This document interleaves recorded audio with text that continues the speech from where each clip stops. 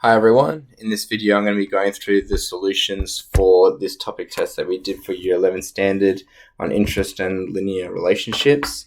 So as I go through this, I'll just explain the methods of how to do each question and a few notes as I'm going through it.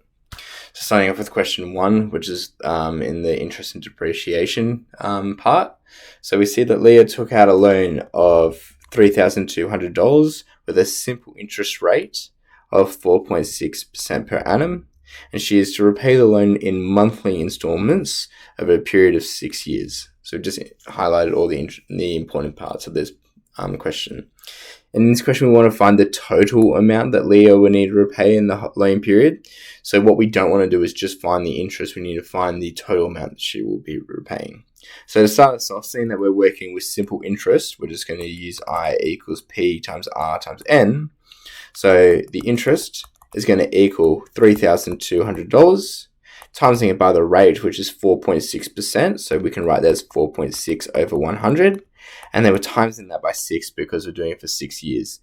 Put that into your calculator. You'll end up getting $883.20. But again, that's only half the question. The question is asking for the total amount she will need to repay. So we don't just repay just the interest. We need to pay the whole thing back. So therefore, the amount that we need to pay is going to be the principal plus the interest, which is $3,200 plus the $883 of interest, which will equal $4,083.20, and that is the total amount that we need to repay. So continuing on, for part B, find the value of each monthly loan repayment. Well, we've now calculated how much we need to pay back in total, so we now need to divide this by the amount of months that we need to pay. So first of all, the amount of months are going to be, well, we're going to get our whole $4,832.20, and we're going to be dividing it by, there are 6 years, and in each of those years are 12 months, so there are 72 months. So we're essentially doing that amount divided by 72, and when you put that into your calculator, you'll get $56.71 per month. So getting the total amount we need to repay and dividing it by the total amount of months there are. Going on to question 2. So Lewis bought a new car 4 years ago. It depreciated by $2,100 each year based on the straight line method of depreciation, meaning that it's always going to be $2,100 each year, no matter how old it is. The salvage value of the car is now $31,600. So we want to find the initial value of the car, meaning that we know how much it costs now, 4 years after buying it. So we can work backwards to find how much it originally cost. So we're going to get the current value of the car, so $31,600, and we're going to be adding it by 4 lots of $2,100. 4 lots because it's depreciated by that $2,100 4 years, so 4 times.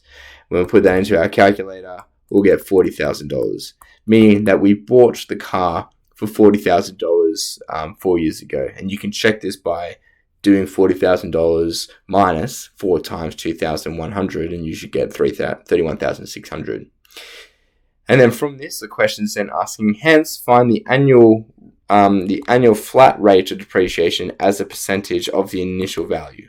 Well, we now know that the initial value was $40,000, and we're just depreciating by 2,100 each year. So we're just going to write that as a percentage. We've got 2,100 over 40,000. And we want it as a percentage. We're going to times that by 100. And that's going to give me 5.25% per annum. Meaning that this car is losing 5.25% of its value each year. Going into our next question. So a new phone was purchased for $1,199, which included a VAT. So VAT is just GST in other countries. So GST is just another way of thinking about it, of 12.5%. So what was the price of the phone without the VAT? Correct to the nearest cent. So what we're saying is we have some amount of money that if we increased it by 12.5%, which is the same as doing 112.5%, because the original amount is 100%, and then we're adding another 12.5%, that equals 1,199. So what we want to do to find what the original amount was is just solving this equation. I'm going to divide by 112.5%. So x would equal 1,199 divided by 112.5%. And when you put that into your calculator, you'll get $1,065.78. So this is very similar to the post-GST kind of questions where we divided it by 110%, except instead of GST being 10%, this value added tax is 12.5%. Continue on with question 4. The question, we have this simple interest graph, and the horizontal axis of this graph shows the number of years any investment has grown. So this axis represents number of years. It's number of years. So does the vertical axis represent the interest of the investment or the value of the investment? Give me a reason for your response. So we've spoken about in this in class. The answer is it's graphing the interest. The reason for that is if it was graphing the actual amount of the investment, meaning like how much is in that bank account or whatever it is at that point in time, it wouldn't be starting at 0 because that means there's no money in the bank account. Maybe if there was $300 in the bank account, we would know that it will have to start at 300 and then it will grow something like that.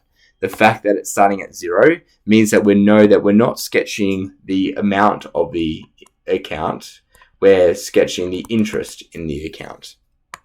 So yeah, that means we're sketching the interest. So interest, because the graph starts at 0.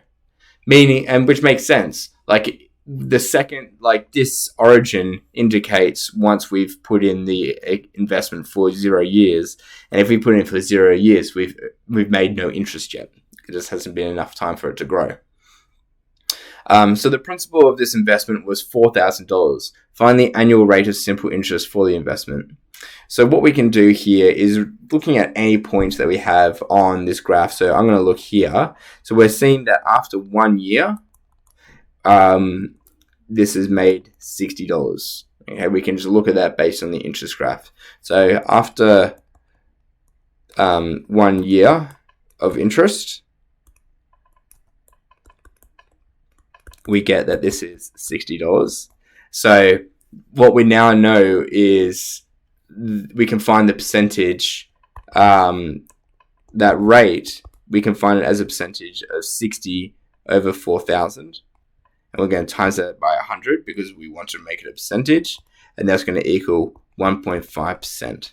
So what we're saying here is in that first year, we can read off the graph that it grew by $60. We know that the principal was $4,000. So we're going to write that $60 growth as a percentage of the principal, which is $4,000, and we'll write that as a percentage. And then lastly, after how many years will the investment earn $900 in interest? Well, there's a couple of ways of doing this.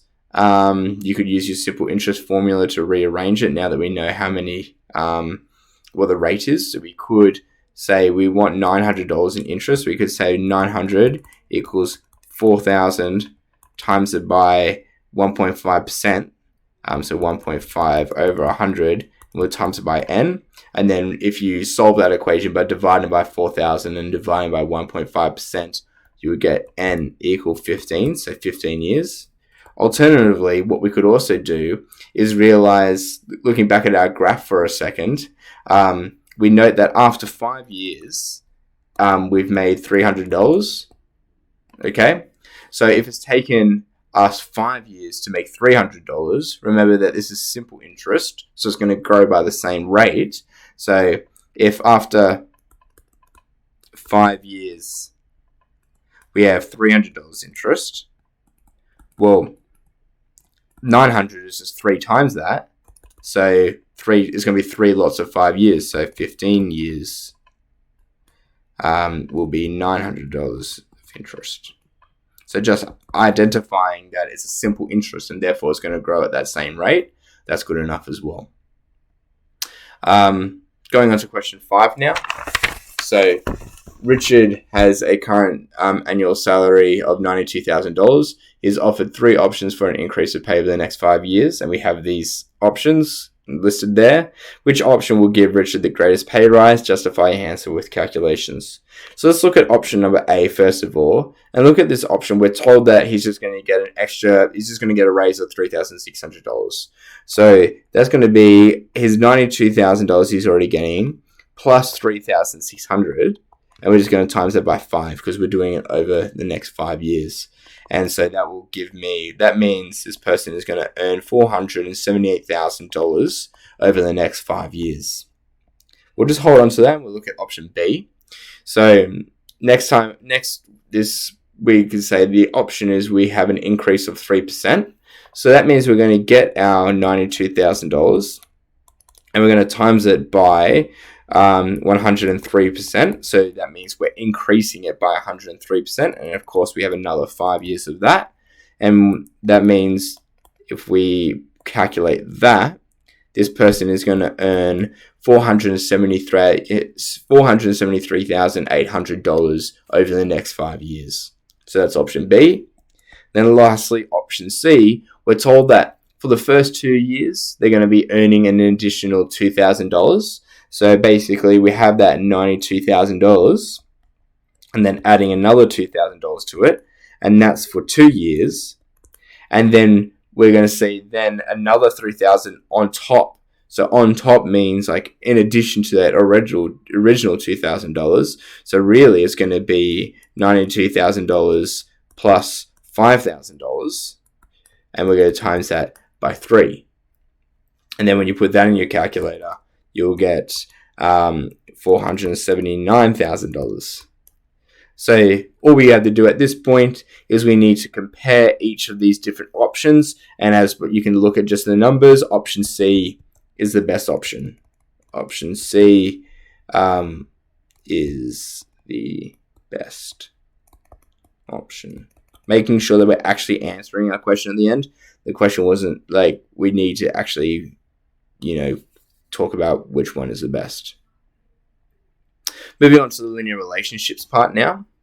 So a plumber charges a call-out fee of $150 as well as $40 per half hour while working. Suppose that the plumber T works for T hours. What is the equation of the amount the plumber charges C as a function of T hours? So the first thing we need to realize, if it's $40 per hour, per half hour, this means it's going to be $80 per hour. It's important that we realize that because T is in hours, not in half hours. So therefore, we can have C being the amount this plumber is going to charge is going to be 80 times T representing the amount of hours, plus that $150 that he's going to charge straight off the bat. And that's all there is to it. We just need to write the equation for that using both C and T, realizing that's $40 per half hour, so it's $80 per hour. Going over to question 7 now. We have a cylindrical can is losing water at a constant rate. The table below shows the volume of water, blah, blah, blah. So basically you have a couple of values. On the axes below, draw the graph relating volume and time. So you're given an empty graph here. And just looking at some of these numbers, we have 1,32, 2,28, 4,20. You can actually notice that it's going down by 4 each time, and we'll get back to that in a second. But we're going to make this our t-axis, and we're going to make this our v-axis. We know that because, like we've talked about, whatever's along the top of our tables of values is going to be on the horizontal axis. And then that means whatever's on the bottom row is going to be our vertical axis. That's always the case. The horizontal axis, being the top row of this table of values, is for the independent variable. So that means after we're going to look after 1 minute, 2 minutes, 3 minutes, 4 minutes, 5 minutes, 6, 7, 8, 9, 10. All right, so we can just follow along with that. And then for the numbers on the v-axis, now you can do it in whatever increment you want. Again, I noticed that these are all multiples of 4, and it's going down by 4. So it makes sense for me to go up in 4s. So we have 4, 12, 16, 20, 24, 28, 32, 36, and 40. You could go up by 5s, you could go up by whatever, but just as long as you're consistent, and also making sure that both of your axes are starting with 0 as well. That is crucially important. So now that we have that, let's plot these points. So we have 1, 32. We have 2, 28. We have 4, 20. And we have 7, 8. Alright, so we have these 4 points. That's not enough for me to just end the question there, though. The question's asking me to draw the graph, meaning that we actually need to draw a line here. So, obviously, on a piece of paper, you would have your ruler, but I don't have a ruler there, so I'm just going to freehand it. But you can see that we have this line going down there, and we've gone and drawn the graph. So there we go. That's all you really need to do. Making sure you have numbers on the axes, labeling each axis, and then putting it in. Plotting this point, drawing the line. Looking at part B, by first finding the gradient and the y-intercept, write the equation of the line. So making sure that we're actually reading the question. We'll get back to that in a sec. So first of all, we want to find the gradient. Now you can choose, as we've talked about, you can find the gradient is found by rise over run. And you can choose any 2 points on this line. I'm going to just choose maybe the first 2 points that we see here. So looking at here,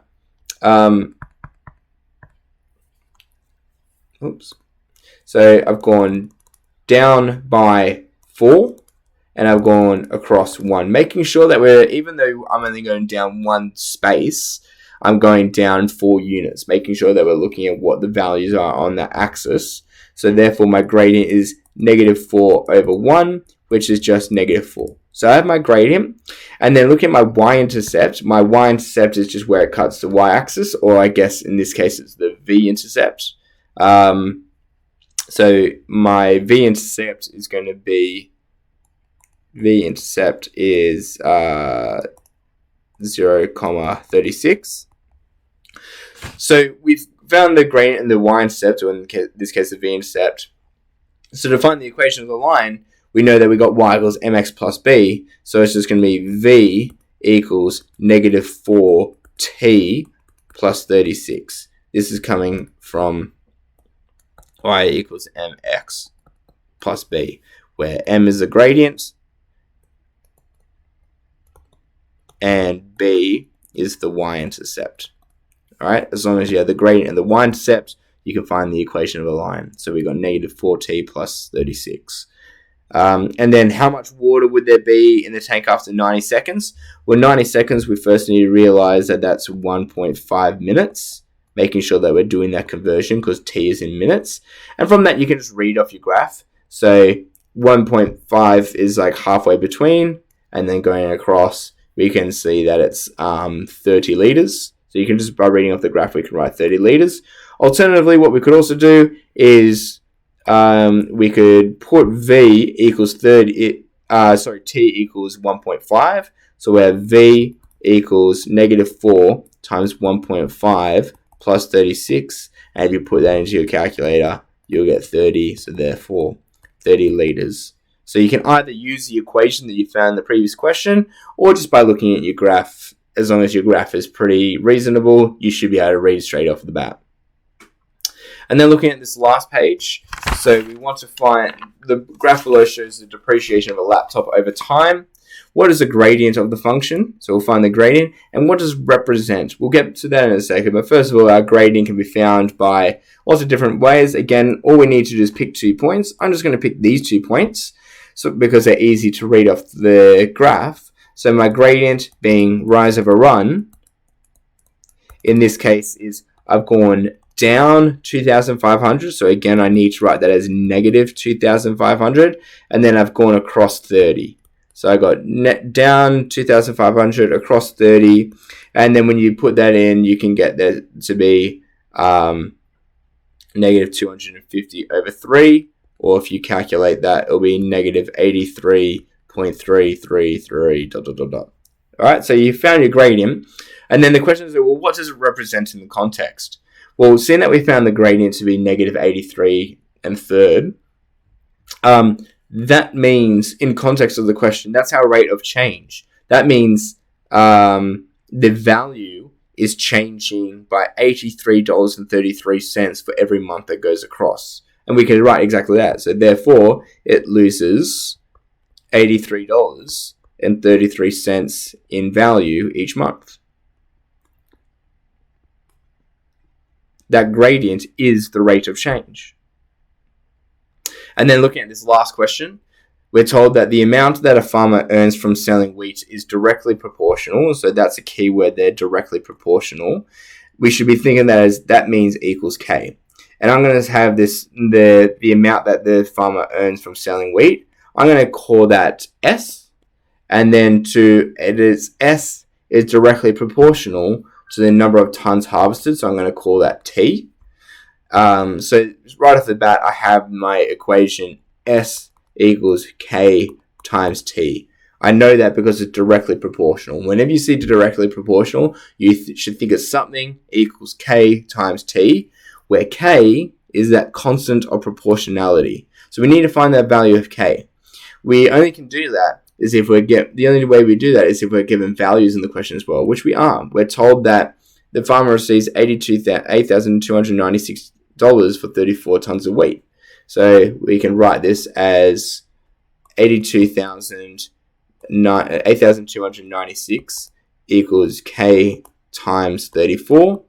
And then to get K by itself, obviously we divide. So we'll get K equals 244. So that's the constant of proportionality. The question is also asking us to write the equation relating the selling price and the number of tons. So therefore, the equation is S equals 244T. So we've now got that completed equation now. So you need to do. And then lastly, suppose the equation written in the previous question was graphed on a number plane. Identify two key features of the graph. We've talked about this. Directly proportional graphs have certain characteristics. First of all, they're going to be linear, so it's going to be a straight line. But not only will it be a straight line, the way that directly proportional works, and I mean, you can even look at this by thinking about y equals mx plus b, the y-intercept is always going to be at 0. So we can write that as well. Because the y-intercept is going to be at 0, we can say the line will start the origin. So the line will start at the origin. So we could write either one of those two. Or we could say the line will have a gradient. Line will have a gradient of 244, which is just that rate of change, that constant of proportionality that I found in the previous question. You can, for this question, we need to identify two key features, so any two of those three will do. So those are the answers to those questions. Hopefully they've been useful and the explanations have been helpful as well.